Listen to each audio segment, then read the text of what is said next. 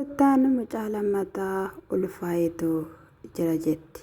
Kan na dhiban yeroo darbee meeriidhaan maaliif huqqattee ennaan ispoortii hojjechaa jira jetteen.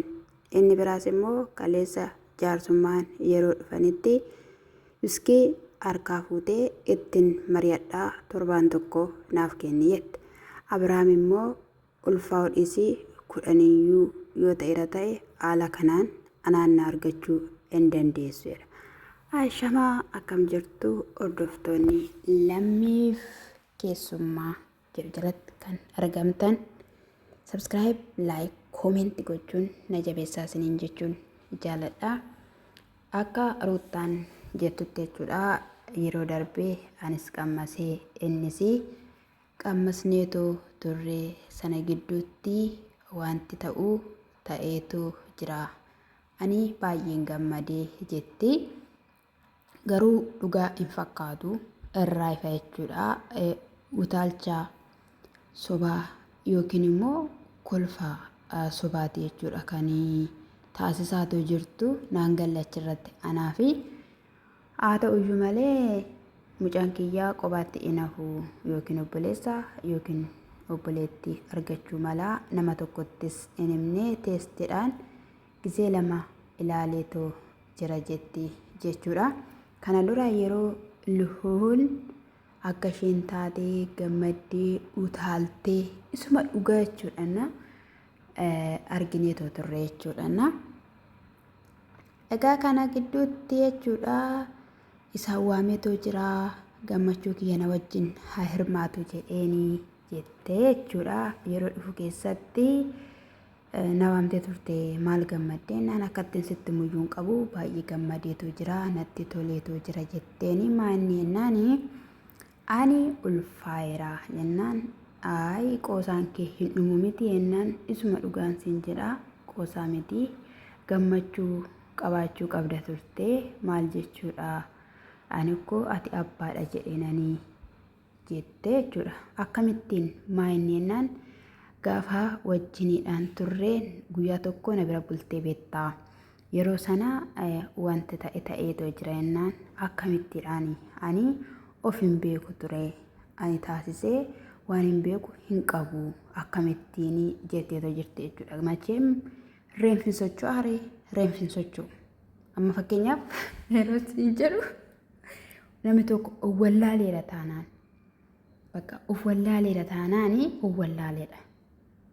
Abiraam immoo ani sanaan goone jechaadha kan jiru jechuudha. Isheen immoo taasisteettaa inda'umiyyuu ganama gaafsanaayyuu dubbachuu barbaadeen ture. Dabalachuus maal jettee bichaa waan baay'ee jettee jechuudha.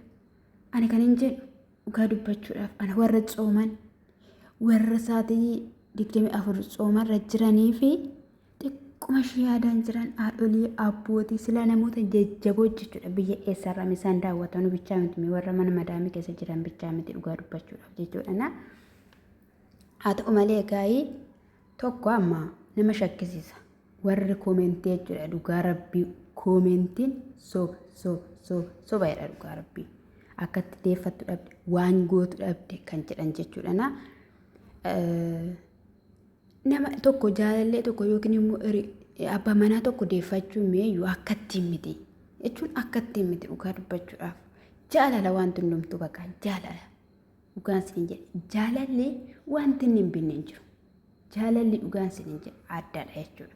Garuu osuma walitti deebi'anii osuma mana tokko jiraatanii mee jireenya akkamii jiraatu isheen isa tuffattee inni ishee tuffatee akkamittiin jiraatama akkan hin beeku abbaa manaaf haati manaa wal kabajanii lafa walii qabaatanii iddoo walii qabaataniiti malee akkatti ija bukkee walii ilaalanii wala shoofanii walirratti waan hin taane hojjetanii ani hin beeku akka kiyyatti ani isa dhugaan sin hin jedha hin beeku jechuudha. Wanta akkanaa kun hin ulfaata ruuttaadhumaaf iyyuu michooti isa kam kenna jettanii yaaddume ishee. Ani suura isaanii poosti godhen nan dallate maaliif jennaan tokko jirti waan taateef maalla dhiban viidiyoon barbaada malee suuraan barbaadu suurri namaan fayyadu baazawee jechuudha. Poosti godhee dhiise viidiyoodha kan na fayyadu isa kana nama jechuudha. Waan balleessa irraa viidiyoo dubbachuu dhufe jechuudha. Inna mee jechuudha abbaa manaan si tuffate. Abbaa manaan si tuffate tokko mee akkamittiin atumti jechuudha. Atumti mataan kee akkamittiin na gammachiisee jiraata jettee yaadda. Ani iyyadu kana. Ani iyyadu. Isa dhugaa. Inna isa kanadha. Ani kaleessa iyyuu isuma kaleessa dassitaan jaarsummaadha jedhee ijoollee sana fidee harkaa fuutee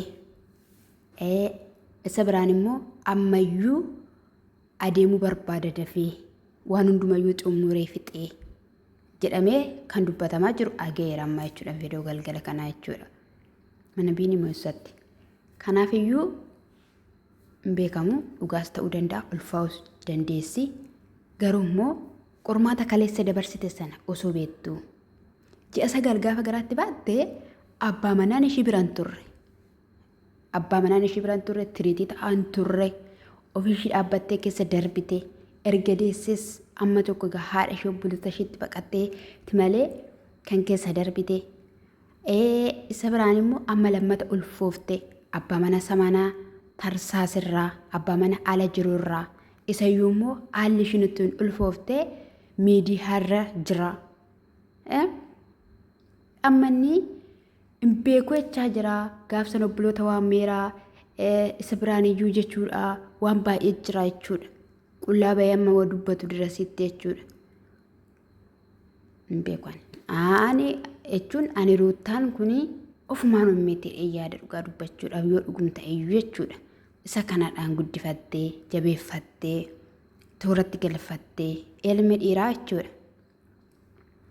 Sumaan si jaalachuu qaba malee jalqaba sumaan si kunuunsuu qaba malee ati 10 ulfoofte sin jaalatu. Ati 5 ulfoofte sin jaalatu. Ilmoodhaan dura si arge. Osoo gara ilmoo yaada ilmoon argin dura si beeka. Kanaafiyyuu si'iif iddoo qabaachuu qaba. Si'iif lafa qabaachuu qaba. Abrahaam gaafa ishiin akkas jettu ani hin beeku. Ani kan hin beeku lol duwwaadha. Yoo nama biraarraa ta'eera ta'e achii fixadhu. Achii xumuri. Ani jireenya mataa koo jiruu koo jiraachaan jira. Garuu immoo kanaan nan saabdu waan gootu dhabdeeti kanaan dhuftee sirratti beekameera sirratti barameera waan gochaa jirtu kana dhiisii nagaa naa laadhu boqonnaa naa laadhu jireenya kiyyan jiraadha gaafanni jedhuun atis jireenya kee jiraatta anis jireenya koo jiraachuuf yaalaan jira jette jireenya kiyya jiraachuuf yaalaan jira asitti ulfaayiraa jetti asin immoo jireenya kiyya jiraachuufan jira. Jireenyatti galuufan jira jechuudha bakka jireenya jiraachuufan jira jechuudha. Inna dammoo jechuudha. Abaddan innisu dastaan. Innisu dastaan. Hin argitu jechuudha. Inna jechuudha tokko tokkoon keessan ijoolleen Oromoo jechuudha. Maali meessa yoodhuma safeeffattanii jechuudha. Isaan okkoo doolaaraadha. Ruutaan ammayyuu hin sobdi. Ani dhugaadha jedheen fudhadhu. Jedhe bakka hin sobdii jedhe. Maal si galche dhuftee kan na arrabsitu? Inde maaluma si galchen jedhem.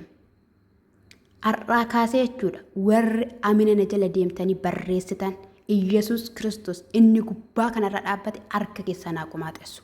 Qomaaxa isatti barreessitan dhabaa. Dhugaa doomadhaa warri amina na barreessitanii sabiraan na arrabsitan. Harki keessaniin hojjetiin taa'atii harka namaa eegaa. Siniin darbiin. Bakka siniin darbiin jettu amma kana jechuudha maa sheeriin godhiin inde iyyeen sobdi waa meeqa sobdeetti waa meeqa taasisteetti abbaa manaa si dhiisee deemerraa ajjini dubartii biraa faana jiraata atas immoo ulfooftaa fi meebi iddoo kam jira lafa kam jira wanta akkanaa ruutaan kana yaaduu wallaalteeti irraa ifaame dhugaadhaam. Dhugaa isaa ta'ummoo maal galche maal si galcheeshi soba jedhani bakka jedhe maal fidda warra kaan jalatti akkamitti barreessu moo yoo anuma jalatti garuu dhuganaan galleem meenaayi kamii warra yuutiibii hojjettan ishiin nama baartummaa jechuudha hojjettoota yuutiibii miti baazawwee dhugaan seenin jedhe hojjettoota yuutiibarootaa miti achi ishii teessee akkuma kana dura siniin jedhe ija ishii warra babaaftee jechuudha. Ijji kee dhangala'u ammaa kaastee waan hin taane kan naa barreessitu. Ijji kee lafa hin argin. Dhugaa Yesuus. Annama nama arrabsu nama waan argine maan jedhu hin barbaadan. Hojii isaaniiti. Kan sagaagalaa jiru isaan. Kani sinfedhu jedhee bahee daganaa jechuudha akka maaliitiin siin jedha akka nama muka lafarraa gottotu kan wajjin gottotamaa jiru roottaadha. Malee ana miti. Sigaleera. Isan baatis dubartiidha. Atis qabexxesedha. Atis qabexxeredha isa jettee jechuudha. Hani gaa'ela koo akka tanbulfadhuu fi nama akkamii akkan jaaladhuu fi yeroo kam akkan jaaladhu intala namaa kan beektudha. Bakka in argitan moja keetiin jechuudha. Akkatti jiraatamu. Ani yoon abbaa manaa kiyyaan iyyuu doon akkana bahee miidiyaa irratti hin beeksisu. Abaddan hin beeksisu. Maal haadholiin koo fidanii abbaa manaa kofanii walloleera kunoo jedhanii nutti agarsiisaniiru nutti hin agarsiisne.